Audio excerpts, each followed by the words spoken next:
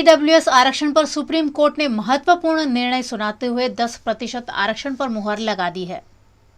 आर्थिक रूप से कमजोर सामान्य वर्ग के लोगों को 10% आरक्षण पर सुप्रीम कोर्ट ने सोमवार को मुहर लगा दी। इस फैसले का फायदा सामान्य वर्ग के लोगों को शिक्षा और सरकारी नौकरी में मिलेगा। 5 न्यायाधीशों में से 3 ने economically weaker section EWS reservation पर सरकार के फैसले को संवैधानिक ढांचे का उल्लंघन नहीं माना, यानी अब ये आरक्षण जारी रहेगा। दरअसल 2019 के लोकसभा चुनाव से पहले एनडीए सरकार ने सामान्य वर्ग के लोगों को आर्थिक आधार पर 10% आरक्षण दिया था। इसके लिए संविधान में 103वां संशोधन किया था। कानूनन आरक्षण की सीमा 50% से ज़्यादा नहीं होनी चाहिए। अभी देश भर में SC, ST और OBC वर्ग को जो आरक्षण मिलता है वो 50% सीमा के भीतर ही है। केंद्र सरकार के इस फैसले के खिलाफ सुप्रीम कोर्ट में 40 से ज़्यादा याचिकाएं दायर की गई थी। इस पर सुप्रीम कोर्ट ने 27 सितंबर को अपना फैसला सुरक्षित रखा था। CJI UU ललित, जस्टिस बेला त्रिवेदी, जस्टिस दिनेश माहेश्वरी, जस्टिस पारदीवाला और जस्टिस रविंद्र भट्ट की 5 सदस्यीय संविधान बेंच ने इस पर फैसला सुनाया। चीफ जस्टिस और जस्टिस भट्ट ईडब्ल्यूएस के खिलाफ रहे, जबकि जस्टिस माहेश्वरी, जस्टिस त्रिवेदी और जस्टिस JB पारदीवाला ने पक्ष में फैसला सुनाया। इसके बारे में एनसीपी नेता रेशमा पटेल ने सुप्रीम कोर्ट के निर्णय का स्वागत किया और इसे गुजरात के पाटीदार आंदोलन की जीत बताया। सुप्रीम कोर्ट ने जो ईडब्ल्यूएस पे जो निर्णय दिया है उससे सभी को खूब खूब अभिनंदन देती हूँ, क्योंकि यह अभी हमारे संघर्षों का परिणाम है। जो पाटीदार आंदोलन में हम सबने जो संघर्ष खेड़ा था, बहुत से लोगों पे केस हुए, बहुत से लोगों की जान चली गई और बहुत से लोगों ने इसमें अपने शक्ति और समय का योगदान दिया था। उन सबके परिणाम आज बोलते हैं कि सुप्रीम कोर्ट ने मोहर लगा दी है। जो मोहर लगी है उसको मैं एक ही वाक्य में बोलना चाहूंगी तो बोलूंगी कि सोने में सुगंध डाल दिया गया, उस टाइप का ये निर्णय है। उसको मैं तहे दिल से स्वीकार करती हूँ और सभी लाभार्थियों को इसका बहुत ज्यादा लाभ मिले और ज्यादा से ज्यादा लोगों तक ईडब्ल्यूएस का फायदा मिले, उसमें अवेयरनेस आए, उसके लिए हम आगे का हमारा जो है प्रयास करेंगे। लेकिन ये हमारे संघर्षों का बहुत अच्छा परिणाम है, इसलिए मैं सभी को धन्यवाद देती हूँ, जो संघर्ष के साथी थे उसको और जो लाभार्थी है उसको खूब खूब अभिनंदन देती हूँ। धन्यवाद। गुजरात में आम आदमी पार्टी के साथ गठबंधन तोड़ने के बाद बीटीपी ने जेडीयू के साथ गठबंधन कर लिया है। गुजरात में विधानसभा के चुनाव सर पर है। पिछले दिनों गुजरात की भारतीय ट्राइबल पार्टी ने आम आदमी पार्टी के साथ गठबंधन किया था, जिसे कुछ दिनों बाद तोड़ दिया गया था। अब बीटीपी ने जेडीयू के साथ गठबंधन का ऐलान किया है और आने वाले विधानसभा इलेक्शन में बीजेपी और जेडीयू के साथ मिलकर चुनाव लड़ने का ऐलान किया है। इस मौके पर छोटू वसावा ने अपनी प्रतिक्रिया देते हुए कहा कि जेडीयू से उनका पुराना नाता रहा है। पुराने साथी फिर एक बार इकट्ठे हुए हैं, जो कुछ न कुछ कमाल जरूर करेंगे। खास અમે જૂના સાથી છીએ અને આ પરિસ્થિતિમાં આ ગુજરાતમાં ગઠબંધન જનતા દળ યુનાઇટેડ હાથે એટલા માટે કરવાનું છે કે કેટલાક ઇસ્યુ એ પણ ત્યાં આગળ એમની સાથે હતા, એટલે એમને ખબર છે આ પાર્ટીને ને એ વધારે અમને હેલ્પ અહીંયા આગળ કરી શકે, એટલે બીટીપી સાથે જે ગઠબંધન અમે કરી રહ્યા છે તો અમે સાથે મળીને આ ચૂંટણી લડવાના છે। એમના જે ઉમેદવારો હશે ત્યાં અમે બી પ્રચાર કરશું, અમે એ લોકોને મદદ કરશું, એ લોકો અમને પણ મદદ કરશે। એ જાતનું આ ગઠબંધન અમારે કરવું પડ્યું છે અને અમે કરીએ છીએ। गुजरात 2022 के चुनाव में बीटीपी के साथ जनता दल यूनाइटेड का गठबंधन हुआ है, जिसका आप लोग विवरण आपको छोटू भाई ने दे दिया है। गुजरात में जेडीयू और बीटीपी गठबंधन से कितनी सीटों पर उम्मीदवार उतारे हैं? हमारा तो सोच है कि 182 सीट पर चुनाव लड़े, देखते हैं। छोटू वसावा के चुनाव नहीं लड़ने की खबरों पर छोटू वसावा ने प्रतिक्रिया देते हुए कहा कि अभी तो वो 100 किलोमीटर दौड़ सके उतने स्वस्थ है और विधानसभा चुनाव में दावेदारी जरूर करेंगे। એવું કહેવામાં આવી રહ્યું છે કે તમારી તબિયત નાદુર છે માટે હું તમારી સામે બેઠો છું। હા, હમણાં 100 કિલોમીટર ચાલવાનું તો બી ચાલી કાઢો, કોણ કહે છે ખરાબ છે? બીજું એવું પણ કહેવામાં આવી રહ્યું છે બતાવી દેવાનું કે આવી રીતના છે, સ્વચ્છ બેઠા છે ત્યાં નથી, એ શબ્દ કોના છે? બીમાર છે, નથી લડવાના। એટલે આ વખતે છોટુભાઈ ચૂંટણી લડશે? બિલકુલ લડવાના છે, લડાવવાના છે, છોડવાના નથી। કોઈ જગ્યા બાકી નહીં હશે કે જ્યાં અમે નહીં લડતો હોઈએ. આમ આદમી પાર્ટી જે રીતના એ ઉમેદવાર બોગસ પાર્ટી છે આ દેશની અંદર. એ તો પ્રોજેક્ટ કરી છે RSS વાળાએ. ભાજપને લોકો ચાહતા નથી એટલે બીજા લોકોને સત્તા નહીં મળે એટલા માટે ઉતારેલી પાર્ટી છે. એ લોકોએ સ્વામી વિવેકાનંદ ફાઉન્ડેશન બનાવ્યું. એમાં બધા ભેગા જ છે. તમે એનો ફોટા બી જોઈ લેવ ને. તમે અજીત ડોભાલ છે, રાજનાથસિંહ છે, બધા જ છે ને સાથે ફાઉન્ડેશનની અંદર. એ કેવી રીતના અલગ હોઈ શકવાના છે? અહીંયા આવીને ઢોંગ કરે છે. वडोदरा में सैकड़ों सालों से पारंपरिक रूप से निकलने वाली भगवान नरसिंह जी की बारात बड़े ही धूमधाम से निकली और सैकड़ों की संख्या में श्रद्धालु इसमें शामिल हुए। वडोदरा के मांडवी के MG रोड पर नरसिंह जी की पोल है, जहां अति प्रसिद्ध नरसिंह जी का मंदिर है। इस मंदिर से हर साल देव दिवाली को भगवान नरसिंह जी खुद बारात लेकर तुलसी जी के साथ ब्याह रचाने निकलते हैं। लेकिन कल देव दिवाली के दिन चंद्र ग्रहण होने से एक दिन पहले ही भगवान की शादी का समारोह आयोजित किया गया। 286 साल से निकलने वाली भगवान नरसिंह जी की बारात में सैकड़ों की संख्या में श्रद्धालु शामिल हुए। आज दोपहर 3 बजे भगवान अपनी बारात लेकर तुलसीवाड़ी के लिए निकले। वडोदरा की आन बान शान मानी जाती इस शोभा यात्रा में हजारों की संख्या में लोग शामिल हुए। नरसिंह जी की पोल में रहने वाले लोगों ने पुष्प वर्षा कर अपनी भावना प्रकट की। इस दौरान शादी के गीत गाते हुए लोग बड़ी संख्या में शोभा यात्रा में शामिल हुए। वहीं तरह तरह की झांकियां और वेशभूषा में सज्ज लोग आकर्षण का केंद्र बने।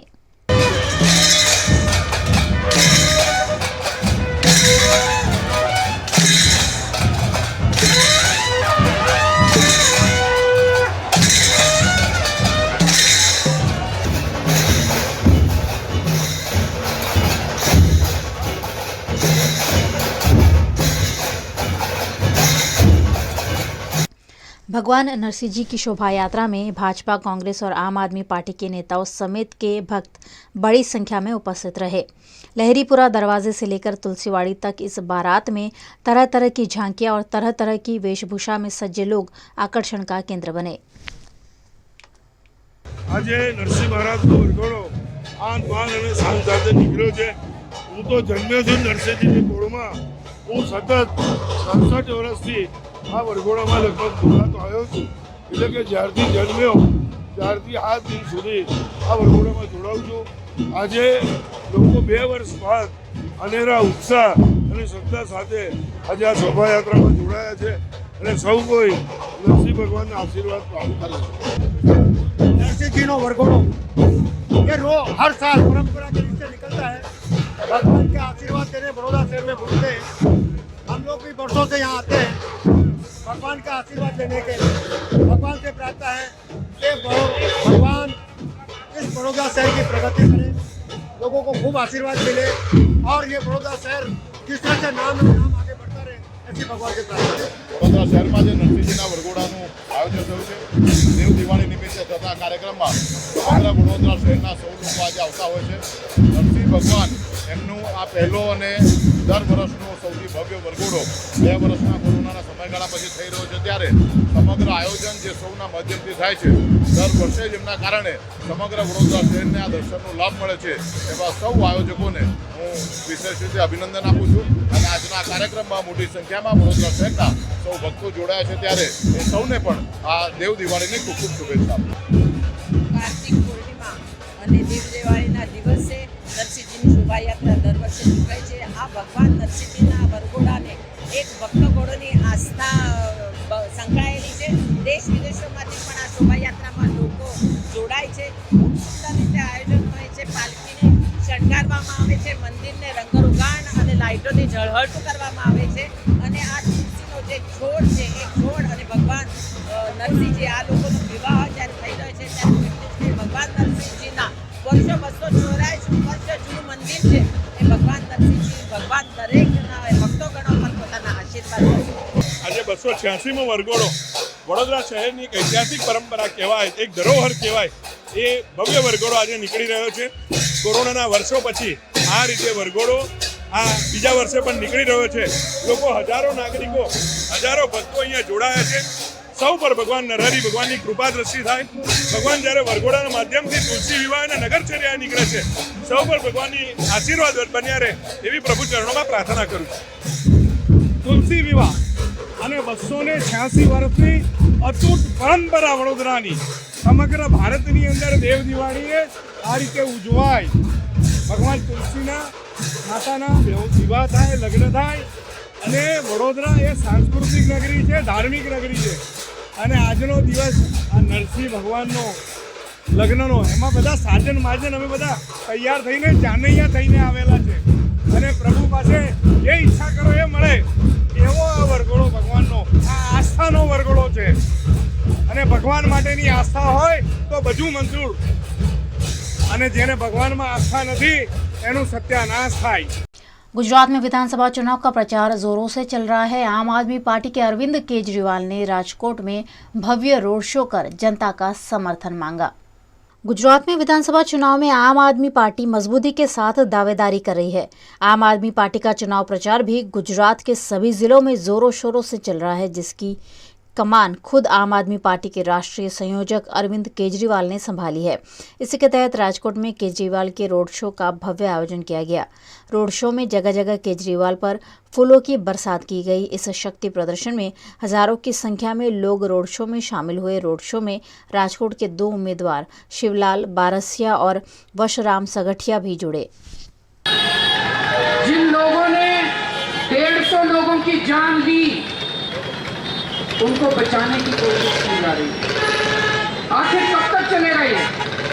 27 साल हो गए उन लोगों को देश गुजरात को लूटते लूटते। आपसे एक ही चीज मांगने आया हूं, आपने उनको 27 साल दे दिए, मेरे को 5 साल दे दो। अगर मैं काम ना करूं, अगर मेरा काम पसंद नहीं आए, 5 साल के बाद वोट मांगने नहीं आऊंगा दोबारा। 5 साल के बाद वोट मत देना, दोबारा इन्हीं को ले आना। 5 साल दे दो, 5 साल ज्यादा तो नहीं होते। 27 साल इनको दिए, 5 साल मेरे को दे दो। राजकोट से पहले अरविंद केजरीवाल ने वाकानेर और चोटिला में भी रोड शो आयोजित किए, जिसमें उन्हें लोगों का काफी समर्थन हासिल हुआ। गुजरात में विधानसभा चुनाव के लिए आंकलाव में आयोजित परिवर्तन संकल्प यात्रा के लिए कांग्रेस के अग्रणी नेता अशोक गहलोत और अमित चावड़ा वडोदरा एयरपोर्ट आए। गुजरात में विधानसभा के चुनाव की तारीखों का ऐलान हो गया है, जिसके बाद चुनाव प्रचार को तेजी दे दी गई है। कांग्रेस पार्टी द्वारा गुजरात में परिवर्तन संकल्प यात्रा लगातार आयोजित की जा रही है। आंकलाव में आयोजित परिवर्तन संकल्प सम्मेलन में शामिल होने के लिए राजस्थान के मुख्यमंत्री अशोक गहलोत और आंकलाव के विधायक अमित चावड़ा वडोदरा एयरपोर्ट आए और यहां उन्होंने केंद्र सरकार और गुजरात की भाजपा सरकार पर निशाना साधा। सहारा लेकर के जिन्होंने प्रचार किया, अब उनकी हवा निकलती जा रही है। उन्होंने अपना उम्मीदवार घोषित किया, उसके बाद में उनकी हवा निकल गई है। प्रचार के माध्यम से वो राजनीति कर रहे हैं पूरे देश के अंदर। दिल्ली में हालात बहुत गंभीर हो गए हैं। दिल्ली का प्रदूषण जो है भयंकर, लोगों में आक्रोश है वहाँ पे। पंजाब गवर्नमेंट की फेल हो चुकी है और केजरीवाल जी मीडिया के माध्यम से जिस प्रकार से अपना प्रचार कर रहे हैं, अब उसमें भी दम कम होता जा रहा है। अभी उम्मीदवार घोषित किया, उसके बाद और हालत खराब हो गई है। हमें दावे के साथ कह सकते हैं कि गांव के अंदर आज भी कांग्रेस का वो एजेंडा जो पहले था। शहरों में लोग अंग्रेजी हुए हैं क्योंकि मोदी जी के, अमित शाह जी के राज्य के अंदर 27 साल में जो शासन चला, मोदी की घटना ने पोल खोल दी। मुझे दुख है कि मोदी की घटना के बावजूद भी अभी तक भी उन्होंने इंक्वायरी नहीं बिठाई है। अब हाईकोर्ट ने लिया, संज्ञान लिया है। मैं कहना चाहूँगा, मांग करूँगा केंद्र सरकार से, अभी वक्त है कि आपको हाईकोर्ट के जज की अध्यक्षता में रिटायर्ड जज हो, हाईकोर्ट का कोई दिक्कत नहीं है। निष्पक्ष जांच के लिए आपको कमेटी बनाना चाहिए, जिससे जो परिवार यहाँ पर जो घटनाएं हुई है, आम जनता का न्याय हो सके। इसलिए मेरा मानना है कि उनको न्याय मिले, सुनिश्चित करें। इंक्वायरी होना बहुत आवश्यक है। ये परंपरा गलत है गुजरात के अंदर। संविधान में संशोधन हो गया, क्योंकि हम इस फैसले का स्वागत करते हैं। गरीबों को न्याय मिलेगा और इसमें मैं समझता हूँ, मुझे याद है चाहे बीएसपी हो, चाहे अन्य पार्टियां हो, उनको भी एतराज नहीं है। मैंने मायावती भी का एक स्टेटमेंट सुना था एक बार, उन्होंने भी कहा था EWS से मुझे एतराज नहीं है। टाइम बदल गया, टाइम के साथ में बदलना चाहिए। कोई गरीब आदमी किसी कौम का हो, उसको न्याय मिले, ये हमारी भावना होनी चाहिए। तो सुप्रीम कोर्ट का फैसले का मैं स्वागत करता हूँ। EWSમાં સુપ્રીમ કોર્ટનો જે ચુકાદો ઓબ્ઝર્વેશન આવ્યું છે, ગુજરાતમાં પણ જ્યારે આ જ રીતે આંદોલનો થયા અને એ વખતે પણ કોંગ્રેસનું સ્ટેન્ડ ખૂબ સ્પષ્ટ હતું કે SC ST OBC સમાજની જે હાલની 49% અનામતની વ્યવસ્થા છે એ વ્યવસ્થાને સહેજ પણ ફેરફાર કર્યા સિવાય SC ST OBCને મળતી અનામતમાં થોડો પણ ફેરફાર કર્યા સિવાય જે સવર્ણ વર્ગના આર્થિક પછાત પરિવારો છે એના માટે જે પણ વ્યવસ્થા કરવાની થાય એ સરકાર કરે, એમાં કોંગ્રેસ પક્ષનું સમર્થન હશે. મને યાદ છે દિવસો જ્યારે ગુજરાતમાં પાટીદાર સમાજે આંદોલન કર્યું ત્યારે વિધાનસભાના ફ્લોર પર મારા સહિત કોંગ્રેસના ધારાસભ્યોએ જે બિન અનામત વર્ગના પરિવારો છે, આર્થિક રીતે પછાત પરિવારો છે, એમને 20% અનામત આપવી જોઈએ એવું બિન સરકારી વિધેયક પણ લાવવામાં આવ્યું હતું. સરકાર દ્વારા EWSની જે વ્યવસ્થા કરવામાં આવીને આજે સુપ્રીમ કોર્ટે એ અંગેની જે ચુકાદો આપ્યો છે ત્યારે આજે પણ અમારું સ્પષ્ટ કહેવું છે કે SC ST OBCની અનામત વ્યવસ્થાને સહેજ પણ ફેરફાર કર્યા સિવાય સરકાર દ્વારા EWS માટે જે પણ કરવાનું થાય એમાં કોંગ્રેસ પાર્ટી હંમેશા સાથે છે.